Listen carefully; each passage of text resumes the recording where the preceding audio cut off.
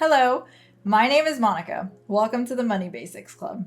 Today we are going to be covering some budgeting basics and we're going to be doing it in Google Sheets. So let's get started. So let's jump right into our Google Sheets. First, I'm just going to take you through my first tab, which is just a summary tab to give you a better idea of what the 50-30-20 budget is. This budgeting method is also known as proportional budgeting. And what it basically is, it's a method of budgeting which tells you how to allocate your net monthly pay into 3 different buckets. And so those 3 different buckets or categories are necessities, wants, and savings and debt. So to start off with the first line for necessities, according to this budgeting method, about 50% of your total net pay should go to necessities like housing, food costs, transportation costs like gas, utilities, and minimum loan payments. The next category is wants. This includes things like subscriptions, travel, and entertainment. And about 30% of your net pay should go to this category. And the last one is savings and debt. So in this category, this includes things like building up your emergency fund, paying off debt, and investing. So 20% of your net pay should go toward your savings and debt. And one thing I like about the proportional budgeting method is, once again, finance is personal. If these proportions don't work for you, you can definitely adjust them as you see fit. So don't be afraid to do that. So moving into the budget template. This budget template is in Google Sheets, and I will be sharing it in the link below. And if you haven't used Google Sheets, it's pretty much like Excel, except the nice thing about this is that you can share this with someone in your household. So in my example, I manage our budget and I share it with my partner through Google Sheets. So he has access to our monthly budget and we're both able to see it at the same time and work on it at the same time. So we're going to start from the top here with income. Under the income section, I put a couple of lines for income. Income number 1 is, and I started by listing your bi-weekly total. So how much you get paid every other week. And remember, this is net pay. So this is what you get after taxes, what you see basically deposited in your bank account. So in this example, we have bi-weekly $2,000. And then let's say bi-weekly for a side hustle, or due to a side hustle, you're making $500. So that's going to be $2,500 bi-weekly. And then I calculated monthly totals just by multiplying by 2. So each month you're going to be making, in this example, $5,000. And then annually, I just multiply the monthly by 12 to get the annual of $60,000 net pay a year. Our budget, and most budgets are based on your monthly net pay. So that's the number that we're going to really focus on, is that monthly pay. And then something else to note here is that if you have some employer deductions like 401k deductions, you can always add that back to get your net pay. So you can add that back to this monthly number. Okay. So now that we've covered income, let's go into expenses. We're going to start with under expenses. There's going to be the 3 categories that we touched on in the prior tab. So the 3 categories of expenses are going to be necessities, wants, and savings and debt. Okay, so we're going to start off with the necessities category.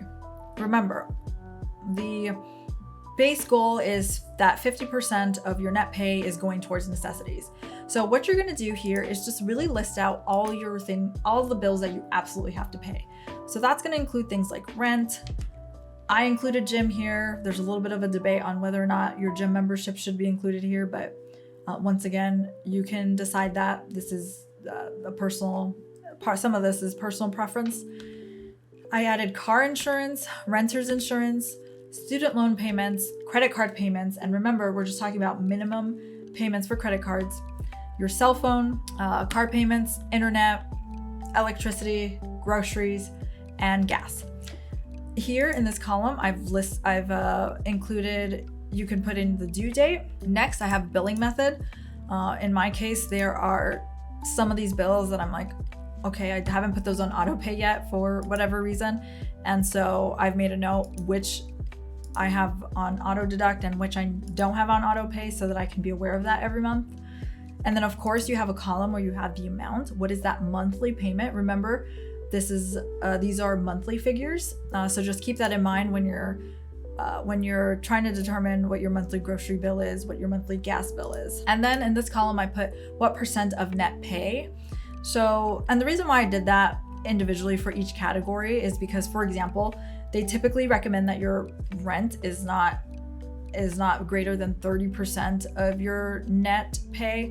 And so that's where you can keep track of this. And so, for example, if you see that this is more than 30%, you can start to really maybe think about reconsidering if your current living space is really working for you.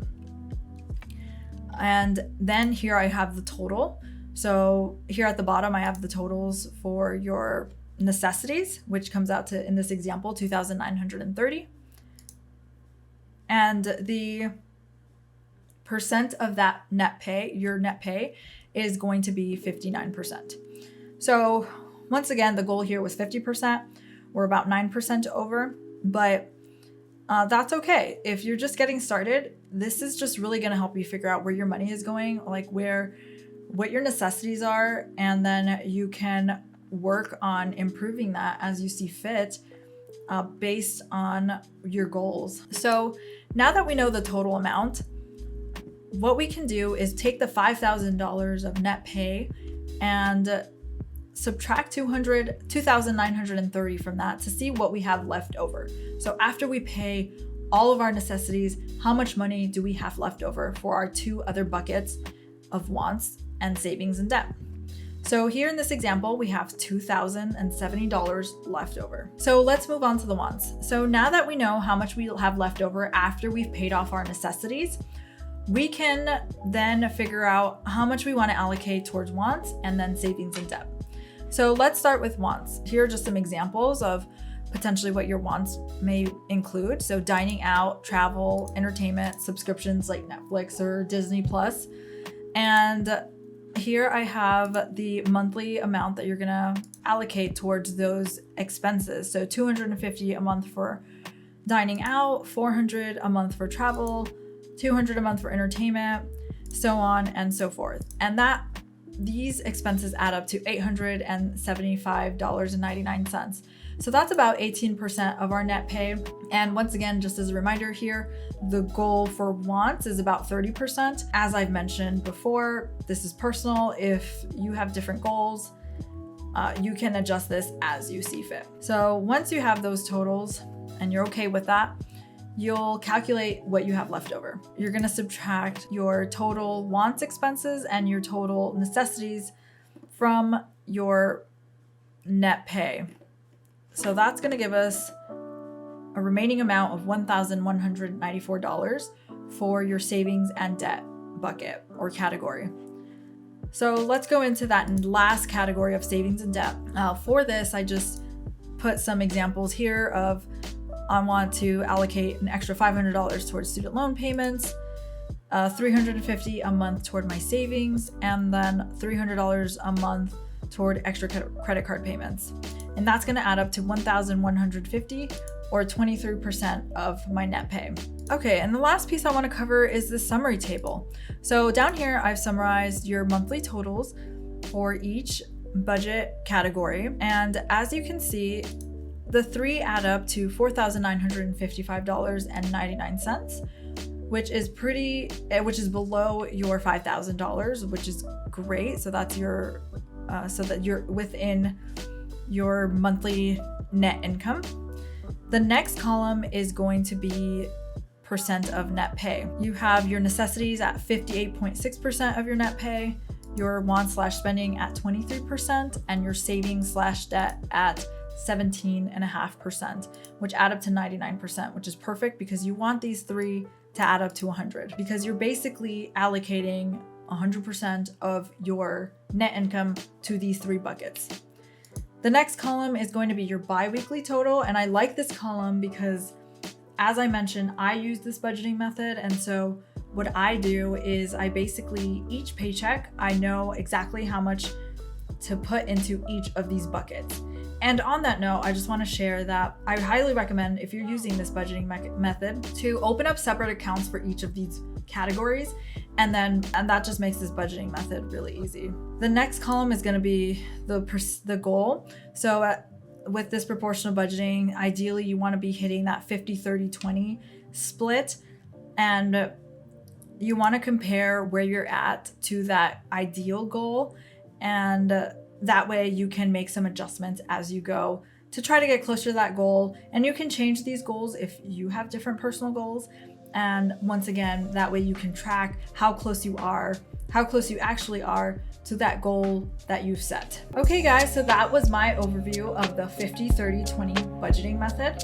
Let me know in the comments if you have any questions, and I'm really interested to know, what budgeting method do you use? Leave that below in the comments as well. And as always, thank you so much for listening. Please like and subscribe if you found this helpful, and I'll see you guys next time.